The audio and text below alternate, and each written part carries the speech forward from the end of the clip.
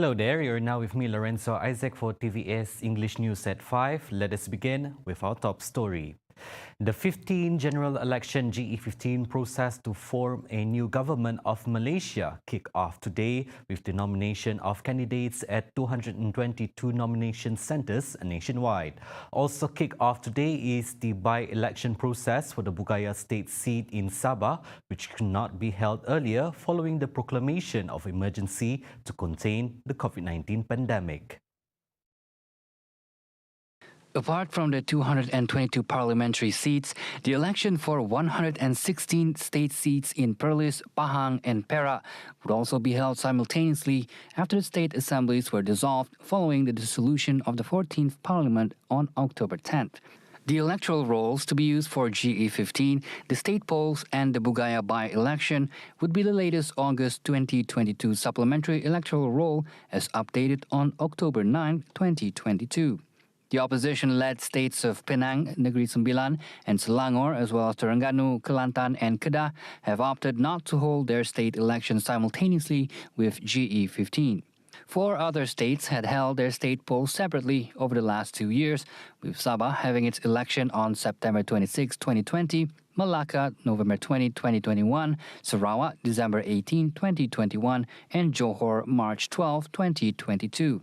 Now, before the dissolution of the parliament, the composition of seats in the Dewan Rakyat saw Pakatan Harapan held 90 seats, followed by Barisan Nasional 43, Bersatu 28, Gabungan Parti Sarawak GPS PAS 17, Warisan 7, Parti Bangsa Malaysia PBM 6, Parti Pejuang Tanah Air 4, Independents 3, and Muda Parti Sarawak Bersatu PSP and Star having 1 seat each. The 2 seats remain vacant following the death of the incumbents Dato' Hasbullah Osman BN Gerik and Dato' Liu Vui Kiong Warisan Batu Sapi. The Election Commission has set November 19 for polling day and November 15 for early voting. The campaign period is set for 14 days, starting after the announcement of candidates contesting in the polls until 11:59 p.m. on November 18. The 14-day campaign period has begun following the official announcement of candidates by returning officers today and will run until 11:59 p.m. on November 18. Premier of Sarawak Dato' Patinggi Tan Sri Abang Johari Tun Openg has calls for a smooth campaigning period. Abang Johari also advised all candidates to engage in healthy campaigning and comply with the law and regulations set by the authorities, especially the Election Commission, EC and the police. At the same time, Abang Johari, who is also the GPS chairman, said the state government hopes for a stable federal government after GE15. He reiterated that in the past 4 years, a lot of time has been wasted due to political uncertainties in the country. He further stressed that the government should be providing better services to the people, especially when it was predicted that from 2023 to 2024, the world economy is projected to face a recession. As such, he said the GPS government will continue to fight for policies and matters related to Sarawak with the cooperation of the federal government. Gabungan Parti Sarawak GPS candidate for Batang Sadong P200 Rodiah Sub-PE is mobilising machinery for Batang Sadong constituency through various programs in place starting Saturday, November 5th until polling day on November 19.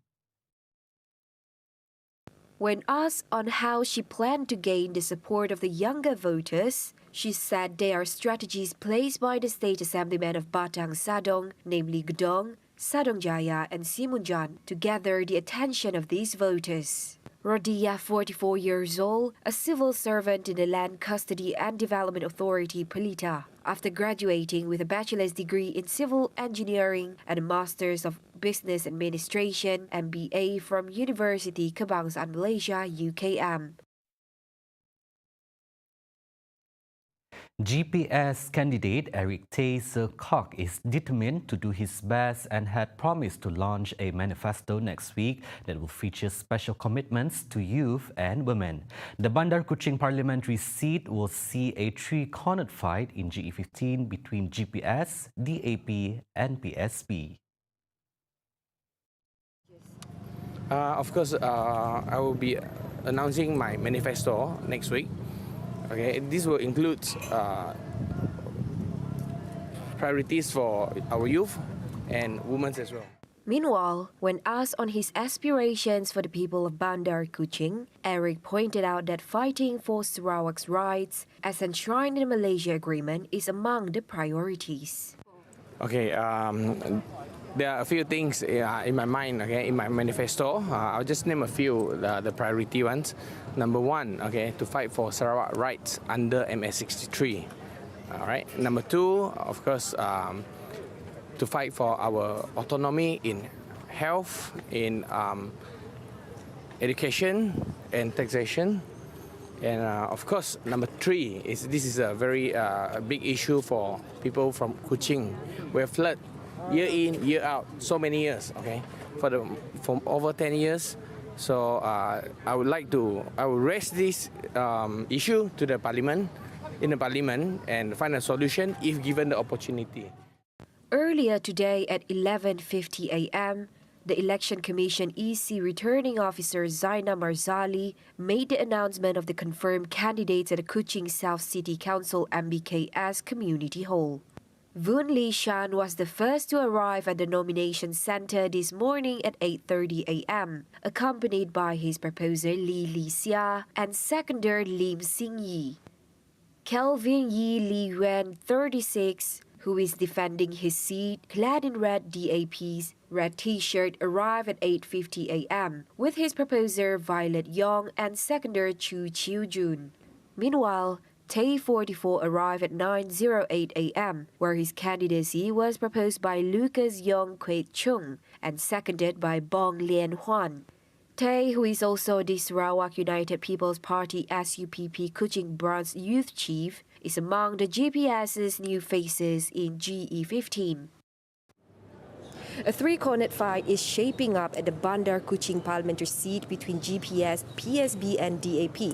GPS will be represented by SUPP candidate Eric Tay, who is also contesting for the first time, accompanied by his proposer Bong Lien Huan and seconder Lucas Yong, while DAP will be represented by Dr. Kelvin Yi and PSB Voon Lee Shan. From what I witnessed earlier on, GPS enthusiastic supporters marched to the nomination centre and arrived at 9 a.m. waving the party's flag. By 10 a.m., the nomination counter was closed, followed by the announcement in which all three candidates were confirmed to be contesting. That's all I can share for now. I'm Henny Gui with videographer Geraldine Chan reporting for TVS. GPS candidate for P213 Muka, Dato' Hanifah Hajar Taib, will be focusing on the post-COVID-19 development strategy 2030 as her campaign focus. This not only pertains to the future of Sarawak, but is highly appealing to the youth, where many will be casting their votes for the first time in the upcoming GE15. Jadi insyaAllah ia akan diterangkan. Dan selain daripada ia, memastikan bahawa bila kita turun padang, kita agak rapat dan mesra dengan rakyat supaya kita memahami mendak ia ada ingin meluahkan lagi dari segi keperluan dakyat, waktu ialah kita dapat rapat dan mengetahui secara mendalam lagi. Hanifah will be up against Abdul Jalil Bujang, a candidate from Parti Keadilan Rakyat PKR, who previously contested in previous editions of both the general and state elections. When asked to comment on Jalil, Hanifah simply wished him well. Second time, kami mengucapnya all the best, kerana yang penting adalah penentuan rakyat. Okay? Jadi rakyat akan anggap dari segi perasaan dakyat, dari segi apa telah dilaksanakan dan apa dakyat tahu, rakyat menentukan semuanya. Earlier today, Hanifah arrived at the nomination centre at Menara Pehin Setia Raja at about 8:36 a.m., accompanied by Dalat Assemblywoman Dato' Sri Fatima Abdullah, Talian Assemblyman Royston Valentine, and Balingan Assemblyman Abdul Yaqub Arbi. Her nomination form was submitted at 9:02 a.m. and was announced at about 12:05 p.m. Hanifa's proposer and seconder were Royston and Yaqub respectively, while Jalil's proposer and seconder were Abdul Halim D and Zulkifli Tarawih Abdullah respectively.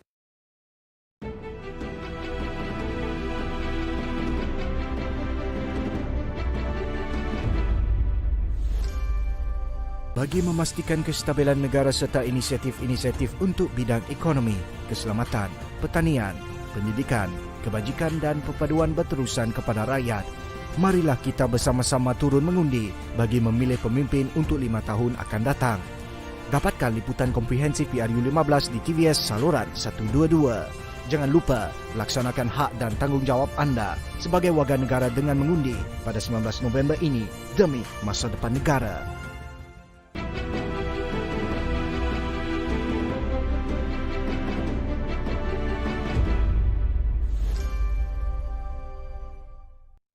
Welcome back. A riot has broken out in Tenom, Sabah with tear gas deployed against protesters following controversy over the rejection of Parti Kesejahteraan Demokratik Masyarakat KDM candidate for the seat in the 15th general election.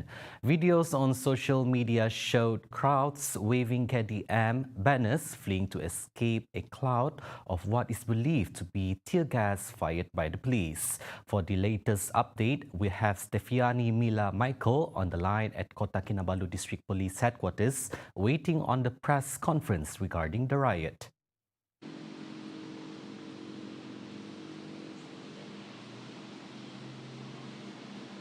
Thank you.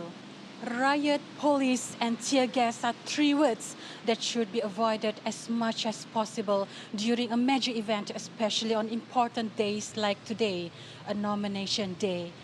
They said riot appears to have broken out in Tenom, Sabah, with the Federal Reserve Unit, or FRU, deployed, according to clips going viral on social media. One clip showed that a tear gas canister had been launched into a crowd who were carrying flags bearing the Parti Kesejahteraan Demokratik Masyarakat, or KDM logo.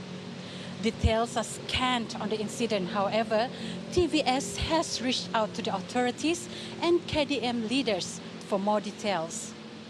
According to authorities, reports shows that the attempts occurred at Dewan Seri Antanom, Tenom, during the nomination of candidates at approximately 12:26 p.m. The attempted riot is believed to involve supporters of Parti Kadazan Dusun Murut because Datuk Peter Anthony's candidacy was cancelled. The supporters were approximately 50 meters from the nomination center, but were controlled and ordered to dispersed by the police. District Police Chief DSP Hassan Majid, when contacted, said the situation is under control and a press conference regarding the incident will be held by the Sabah Police Commissioner Dato Idris Abdullah at the Tenom District Police Headquarters at 5:30 p.m. later. It is understood that the press conference will also be attended by the Director of the Sabah Election Commission, or EC. District Police Chief DSP Hassan Majid, when contacted, said the situation is under control. And in the meanwhile, the president of KDM party was also contacted.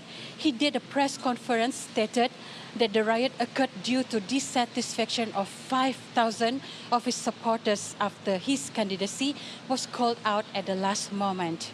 It is understood that the draw has been done and their names have been announced on stage by the returning of officer, or ROO. As soon as they wanted to leave the hall to announce their candidacy, his nomination was called off.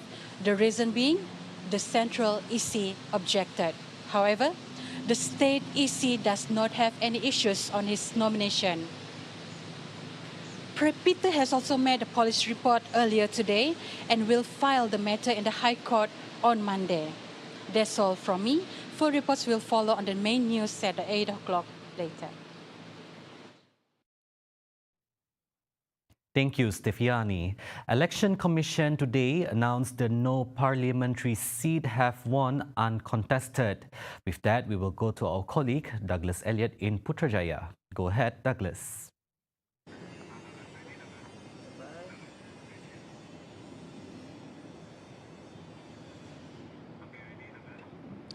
Thank you, Lorenzo. It's been a long nomination day process, and I'm currently standing in front of the Election Commission building right here in Putrajaya, where earlier the Election Commission held a press conference on the nomination day process for GE15. Now, I would like to summarize here. There are three key points mentioned by the Election Commission or EC Chairman Tan Sri Abdul Ghani Saleh, namely 1, no seats were won uncontested. 2, 4 parliamentary seats and 2 state nomination papers were rejected, and the Batu parliamentary seat will see an intense 10-corner fight. With the announcement, it officially begins the 14-day campaigning period, which will last until 11:59 p.m. on November 18. Now, earlier, the Election Commission has set November 19 as the polling day and November 15 as the early voting. Number-wise, G15 will see over 21.1 million registered voters, which is in itself an increase of 6 million from GE14. In Sarawak itself, Sarawak registered 1.94 million registered voters. Now, following the implementation of Undi 18 as well, there are more than 1.9 million first-time registered voters thanks to the automatic registration, while those in the 21 to 29 age range accounts for 4.61 million, while 30 to 39 age range accounts for 4.68 million voters. Now, I believe with this different age groups, there's bound to be different sentiments, and I believe that these sentiments will dictate or will force the candidate to strategize the campaign during this 14-day period. With that, that is all that I can share with you from location right here from Putrajaya. Back to you, Lorenzo. Thank you, Douglas. Those were the updates on TVS News at 5. I'm Lorenzo Isaac. Thank you for watching.